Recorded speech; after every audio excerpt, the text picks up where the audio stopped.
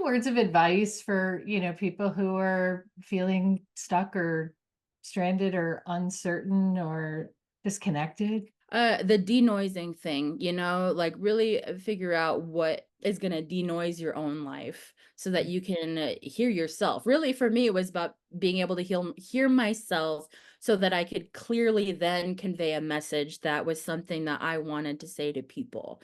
I walked away from a really well-paying job and a nice place to work with great colleagues and things like that, but I was unhappy. And I'd been unhappy and I gave it 3 to 5 years. I committed to the 5 years and I was unhappy for the last 2, And so maybe don't wait that long. Like if you're unhappy and you've gone the avenues and you're not really feeling your Mhm. worth at your job, it's just not worth it, like money will always come. That's the thing I've realized is money always comes. You always get Like what you need. starving artist or whatever, like I obviously am not starving, like Right. I get what I need. yeah, exactly. So I am provided for and I really have been able to rely on myself. And once I understood that, I was just like, this is going to be fine. I can do this and I will always be okay as long as I can feed my dog and pay my rent. Like, the other things will figure themselves out. And I have not been wrong with Yeah. that. And so in knowing that there's a reliance on yourself to go, I can bet on myself and Mhm. just do this, whether I'm scared to or not. I can bet on myself and win Mhm. because there's a win in everything. Yeah. So, welcome to Authentic Conversations. I'm Susan, your host, and today we have a new friend. I met Shiloh when I was in Tempe, Arizona, just a couple of weeks ago. And of course, she's an artist. And I happened to walk into the Tempe Center for the Arts, and she was the artist in residence that day. And looking at her beautiful work, I felt inspired to tell her what I felt, and the connection was made. There's a sense of, we talk about on this podcast all the time, like following your authentic path and being your authentic self, and doing that which feels most right, even though it may not be the easiest path. So just in our brief conversation, we automatically connected, and I know that Shiloh's story is going to inspire people today. So thank you for joining us today, or me today. Yeah, thank you for having me. It was so refreshing to meet you in the gallery and really surprising.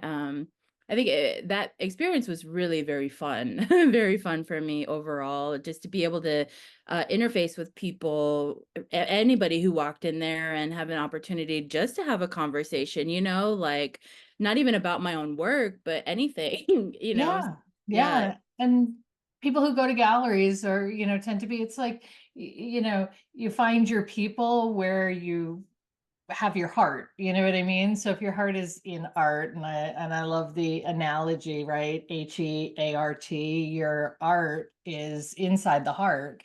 Um, if the people are showing up, it's because there's a common thread. So it's very cool, very cool. So I would love for you to share, because again, I know that you are a full-time artist now. And I would love for you to share your journey, how you got there, and then maybe a little bit about the process of your work. Oh, okay. So how I got to be a full-time artist right now? Right now. Well, so I just spent a lot of time in academia, I once I realized that I could go to college because it had always been something I wanted to do. I just didn't think it was something I would be able to do socioeconomically, things like that.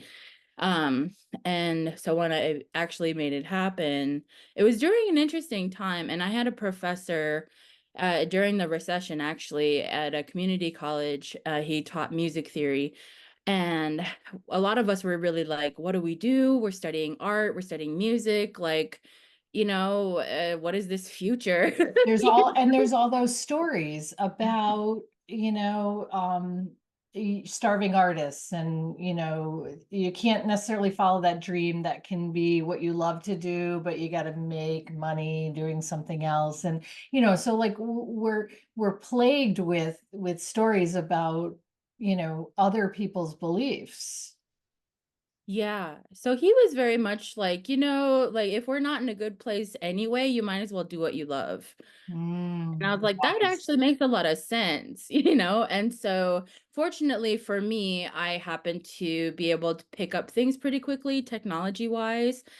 So, when I was able to transfer to university, I studied performance along with digital technologies and learn how to edit and things like that, audio, video. Um, so, I really built a lot of great skills there and then went on to grad school right out of undergrad. Okay. And, it's more art then. I got an MFA, so Yeah. studying art, and I thought that the digital skills would be the practical thing that I could rely on. The editing, the videography stuff, digital Right. editing for imaging, that kind of thing.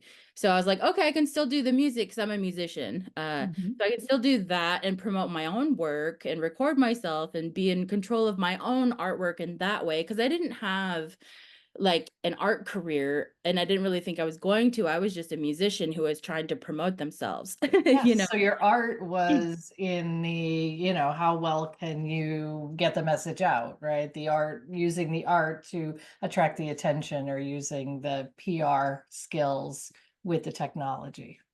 Yeah, that was one aspect of it. And the other aspect was just growing up and paying attention to the music industry and how females were treated in the music industry. Just hearing horror story after horror story about discrimination and women being exploited to do things that they wouldn't normally do, for a chance. And I was just like, I never want to be in that position. I don't want to have to rely on someone else. It's not a gender thing, man or woman. I just didn't want to have to rely on someone else to produce the work I wanted to make. Right. So you could actually take that into your own hands Right. based on the educational path that you chose. Mhm. Where did you grow up? I grew up in South Dakota. Okay. So Yeah, a so, little bit about hometown South Dakota. Tell us what it's like there. so I am from the Cheyenne River Sioux tribe. I'm Lakota from Eagle Butte, South Dakota. And I was raised on the reservation for a while, and then my parents wanted us to have some better opportunities, so they moved us to the state capital, which is Pierre, South Dakota. Okay. So I grew up there and spent, elementary school, junior high, high school there and graduated from there. So that was a town of about 13,000 people. It's a pretty small capital. It's in the middle of the state and it's not along any major interstate or anything like that. So it's about a 40-minute drive to connect to the town. Okay. So isolated in a lot of ways. It's not a metropolitan area or anything like that. So I was very much didn't have, I think, as many opportunities for creative outlets. Like I grew up very poor. And so just, I wanted to be a musician, but couldn't afford lessons and things like that. So really relied on being a self-taught person. I spent a lot of time at the library and anything that I could supplement in terms of joining choir. Right, right. So the love of art and music, or that fine arts end, right? Because music is a form of art. Um, when did you realize, like when did you start to notice? Do you remember how old you were I was when? very young. It was before elementary school.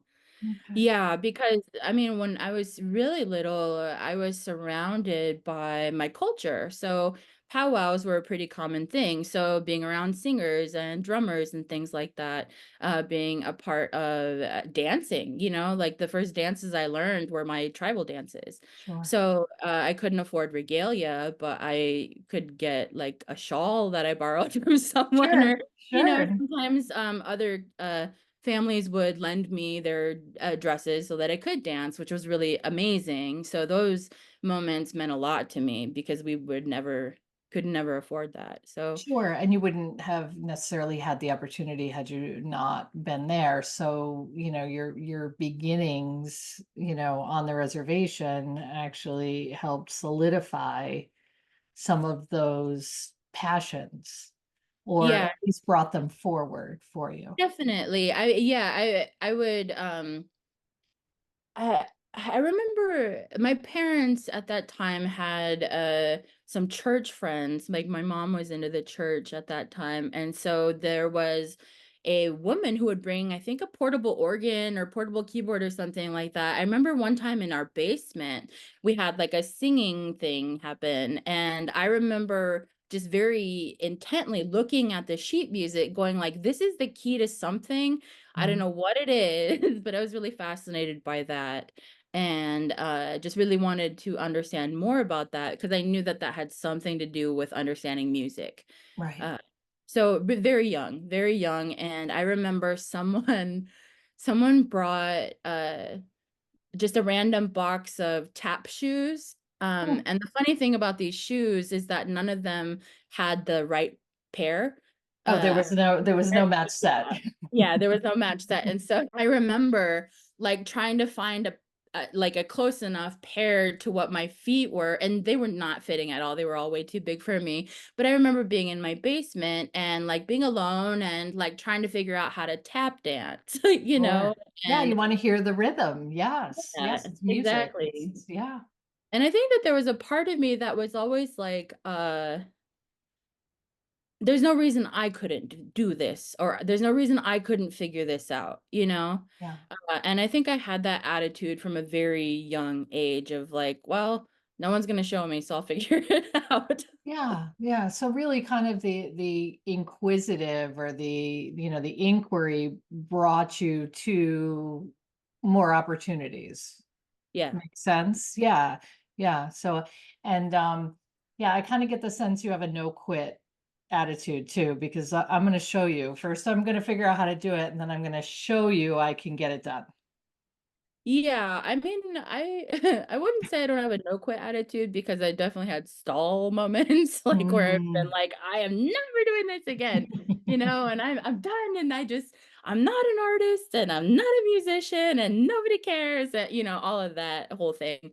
Just the self-doubt stuff. So there were definite moments where I let, you know, I think negative self-talk and then just opinions of other people who didn't understand where I was coming from, you know, really understanding that, oh, like some people just don't understand what I'm trying to say, and that's why, you know, that's why they don't get it, and that doesn't mean it's a bad thing. So it took Yes, me a right. long time to understand that.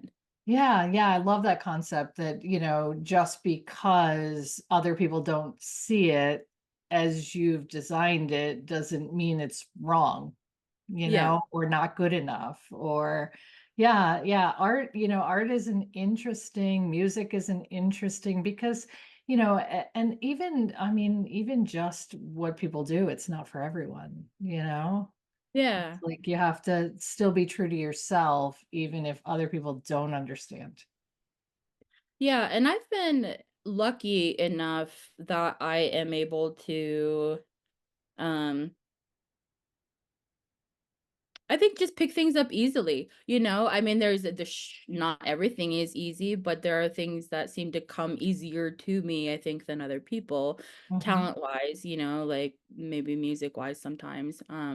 So it's like I've noticed that along the way of going, oh no, I do have to recognize that I have some worth here and some value in myself, in that, you know, because you don't get to be as far along in art career that I've been able to get to without you Yeah. know, there being some validity to a career track and a proven record and things like that.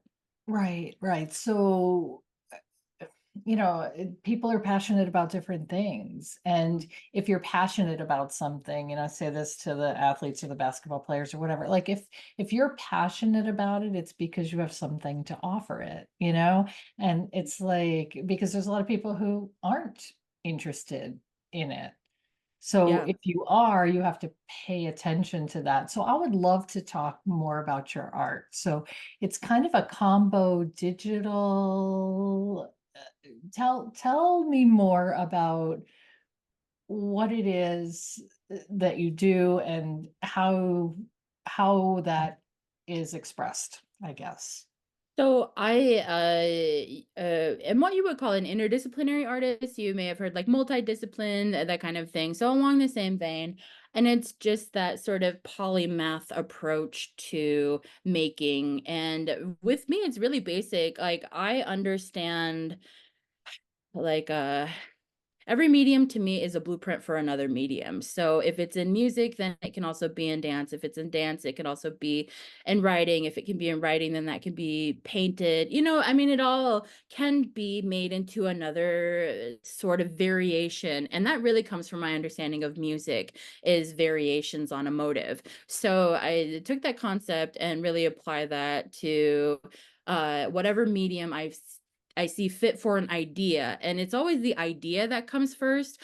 And then it's me going, oh, I have to learn how to weld now, or I have to learn how to animate now, or I have to learn how to code now. So all of these things were born out of a necessity from an idea. And so I didn't restrict myself into saying, okay, I'm just a musician. I always had all these other ideas. And school really gave me the opportunity to explore how I might create those things, and then grad school as well. Sure. So Tools. So the tools you collect along the way, how to, yeah. yeah.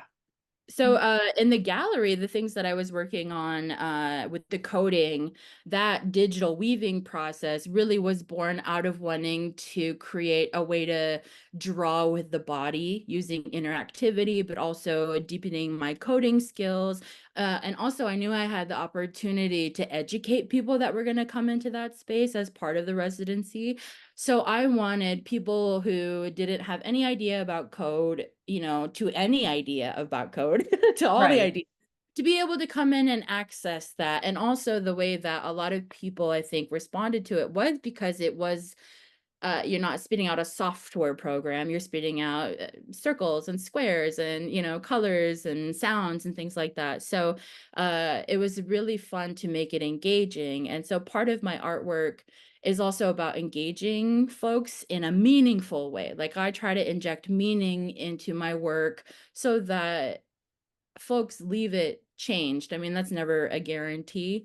But experience wise, if I'm in the gallery, I would like there to be some sort of meaningful experience that happens when I'm there, or if I'm not there as well. right, right. So So then evoking something, an emotion, a feeling, a curiosity. Yeah, yeah.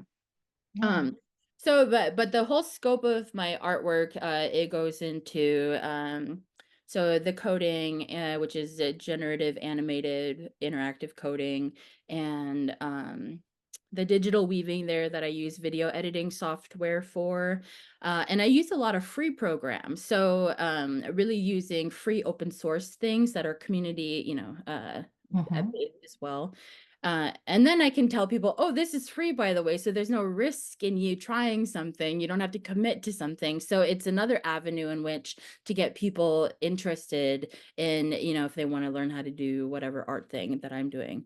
So there's that. And then I also am working in 3D modeling and sound design, movement performance. Oh, music. I recorded an album a few years ago that was nominated for a Native American Music Award for one of the singles on it. I So, love it. I love still it. trying to do. What was the name of the single? It's called Suspension. Okay. Yeah, and the album was called Snapshot. Snapshot. That's Mhm. awesome. And That's that was actually another scenario where I had decided to leave my band and did in a way where I just left. Like there was never a conversation about it. I just was done, and that's not the healthy thing to do, but I just like had a bunch of things unfortunately happen at that time, and I was just like I can't do this way anymore. And that really was I couldn't hear myself, mm, and I realized that I was making music that didn't feel like the music I wanted to make. yeah. And I have always, for the most part, been just a bedroom musician. Like I will play out sometimes, but I really just like making the music for myself. Right. And because it makes me feel good. It's like Yeah. I feel like it's very self-soothing in that way. It's a form And of self-care. Yes, it is. Mhm. Being authentic to yourself or genuine and, doing the thing that you love without attaching it to some sort of, you know, desired outcome, just doing it because you love it. Yeah, yes, and that feels very fulfilling because there was a lot of pressure when I was younger to, make it in some sort of way in music, but for me, I was like, I can't compromise, like, I just can't compromise, like, even to the idea of a label owning parts of my music or owning the rights to it, I was just like, "No, I wrote that. My experience brought me to those words, and Right. that melody came out of me, like, no." So, yeah, I accepted all of that, but there was that pressure there for a while of going like, "Oh, well, if you're a musician, the goal is this," and it's a very, very narrow view of what you can do as an artist and a musician. Sure. And I was looking at Patti Smith. There was an article written about Patti Smith several years ago now, and talking about her break from music. And she was speaking on that very thing of, she's like, I'm an artist. I'm not just a musician. It isn't always just about music. Yeah. So, Generating music, pumping things out, giving people what they want. It's, really it's a soul-based, deep, introspective release of, of that's personal to you. mhm. What comes out of you is from you. It's born from you. You're right. Yeah. Uh, so then music stuff, and then I also do neon sculpture. So neon sculpture installation. When I was in grad school, my thesis show, I had created a language that was actually a sacred language. And I think one of the things I resonated with you on is we were sort of talking about like the message, right? And like receiving messages. And I had a professor who's wickedly smart, and his name's Arthur Sabatini. And he had a lecture about the sender message receiver model.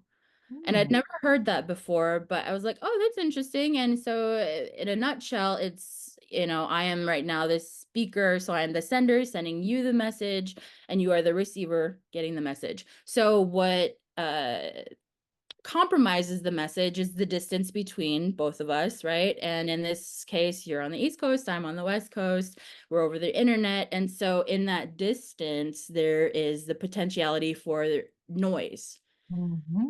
and there just was all of this noise in my life. And so I took that very metaphorically and was like, I need to denoise my life. Yes. And I came from a very tumultuous childhood. I have CPTSD. Like, I have had a lot of really horrible things happen to me that have also gotten in the way of my progress and have really uh I don't want to say that held me back, but I had to struggle through a lot of things to be able to get to the outside of that allowed me to create, and get to a creative Yes. making place, as opposed to like, I hate this. This feels horrible all the time. I'm scared of everything. I want to die. Right, right. No, you Which is can't. a Yeah, that's not constant. living. Yes, that's not living. Right. And so, like, honestly, I lived like that for years, decades, really, up until very recently. And it was, I don't know, in the last few years of I've been doing EMDR Okay. several, it's just over maybe the last 10 years I've done 4 different sessions of EMDR, and it's difficult work, but I really just had hit the wall so many times of going, okay, this is such a cycle and it can be addressed. And I don't want to live like this anymore. And it's not I had the realization with suicidal ideation that it really wasn't, I don't want to live anymore. It's that I can't live like this anymore. Okay. And Right. it's Right. that It's like switch of I'm the not going definition. to, right, right. I won't live if I stay like this, I won't live anymore. Like Yeah, it's, yeah, because when you're stuck in that pattern, you're not truly living your life. You are in survival mode. I mean, right, that's like, and yeah, it takes it takes a tremendous amount of courage and work to, kind of break free of, some of the things in our past that, um, that we need to heal from. And, we can only heal if we give ourselves permission to move forward. right. Hmm. Yeah, yeah. And it was like I realized how much of a choice it was. And when I realized that, like, okay, I can choose to fix this, or I can choose to have this cycle repeat until it either kills me or I fix it. Right, So it's like, right. okay, like, why don't we just try to fix it? And so oh man, that was a really interesting, kind of road to finding a therapist and things like that. But I finally found an amazing counselor and just got very honest with myself. And I promised myself that I was not going to hide the stuff that I was really ashamed of and really hated myself for, and that I would just have to trust that it was a safe place Yes, to the, like, bearing of the deepest, darkest stuff, and then, allowing it to come to light, and then, developing a new relationship with it and with yourself in the process. So yeah, you're very fortunate. A lot of people, again, I think it comes from that, that sense of curiosity. Let me examine what's happening in my life, yeah. from this distance of perspective, which of course we know artists are very tuned into perspective. Yeah. Yeah, definitely. Yeah. So that like really led me then to just in the greater sense, applying for the residency, believing like, oh, okay, people want to see my artwork, this might be cool because I really didn't show much anywhere. I just didn't think it was good enough or interesting or any of that. So then I just did. I was like, okay, I'm just gonna believe in this and try and see what happens. But fortunately for me, I was commissioned to do work for Tempe Center for the Arts, and then they liked that, and then asked me to apply for the residency there. So it worked out really well. And even when I was going through that process, which mind you was not very long ago, like Yeah. I was Yeah. still trying to find ways out of it, even though I knew it was a good thing and it would be great. Self-sabotage. Yeah, Check. Yep. exactly. And I was just like, okay, I cannot do this anymore. Like, I have to just, this is the test. Like, this is the test Yes. of like, This is I, what's next. Step into it. yeah, Yes. Yeah. exactly. And I decided that in doing that, because it was a totally different like realm of creation space, right? Like creating for academia is very, very regimented in some ways, Yep. and so I felt very much like the work I had to do was very serious all the time, very serious, and a lot of hard research into things that are emotionally traumatic to research and things like that. And when I got this residency, I was like, this is going to be about play and about fun. Freedom. Yeah, Yes. and freedom and liberation and exuberance and all of that stuff, and really just seeing what would happen if I were in a space unencumbered where people believed in what I was doing and were just like, "Yay, good for you, keep doing what you're doing." Yes. Yay. Great for you. Keep doing what you're doing. Yeah. Yes. Without the strings of like feeling like I was being judged by a boss or a committee or whatever, those kinds of hoops, it was just very, very freeing and liberating to go into that space. And in the research I've done, I've read that play is the antidote to trauma, Mhm. and so trying to heal my inner child, like Reinstilling allowing myself joy. to do the Yes. fun, playful things and really just find what makes me joyfully happy and connect with that, because I've been so separated from that for so long. And it just felt like I could feel that side pulling at me more and more and more. Yeah, you're doing it. You're plugging back into the very essence of who you are. You've always been in there, that playful child, that loving child, that caring child. You've always been in there. It's just we get unplugged because things happen and we have a hard time, reconnecting with that. But when you find it, it's beautiful, and your work is beautiful. It evokes emotion. It's unique and interesting, Yeah. and your process, I mean, it's a reflection of who you are, and all of the things that you've grown through. It's Yeah. fabulous. What's next on the list of things to do? Whatever shows up.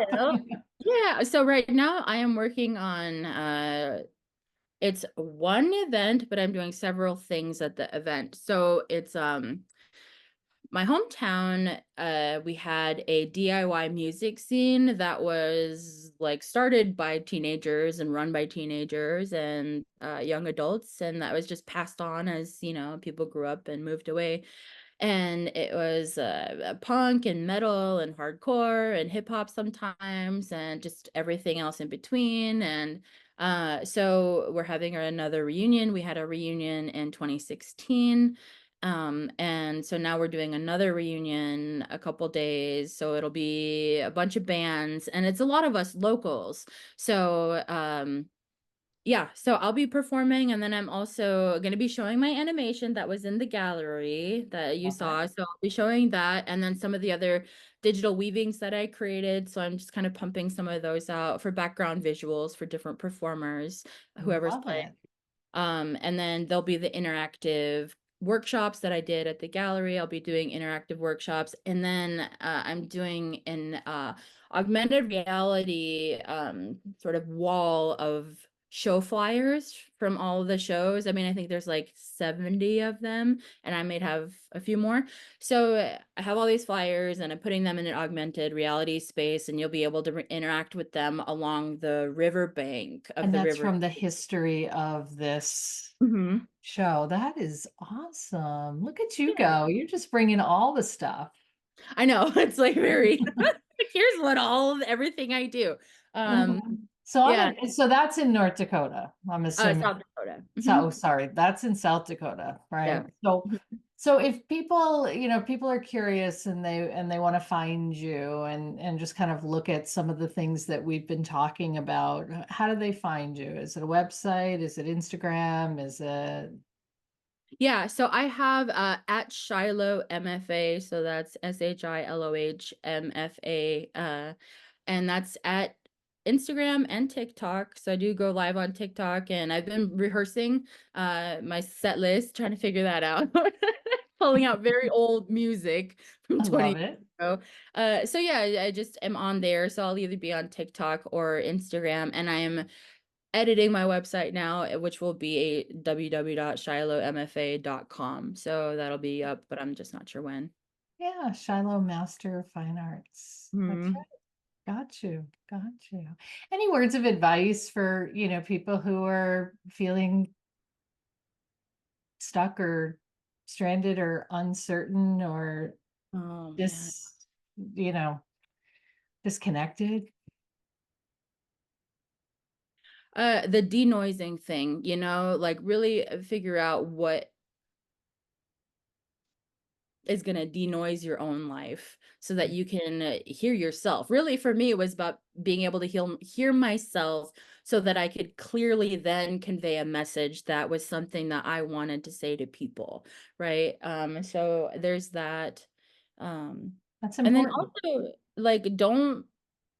I walked away from a really well-paying job and a nice place to work with great colleagues and things like that, but I was unhappy and I'd been unhappy and I committed to 3 to 5 years. I committed to the 5 years and I was unhappy for the last two. And so maybe don't wait that long, like if you're unhappy and you've gone the avenues and you're not really feeling your Mhm. worth at your job, it's just not worth it. Like money will always come. That's the thing I've realized is money always comes. You always get Like what you need. starving artist or whatever, like I obviously am not starving. Like Right. I get what I need. yeah, exactly. So I am provided for and I really have been able to rely on myself. And once I understood that, I was just like, this is going to be fine.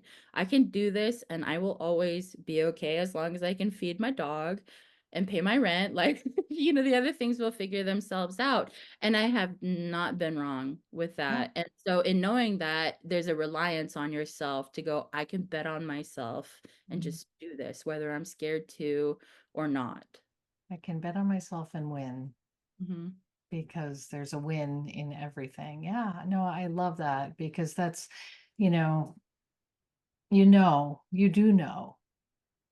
You know when it doesn't feel right, and you Yeah. also know when it does feel right. Mhm.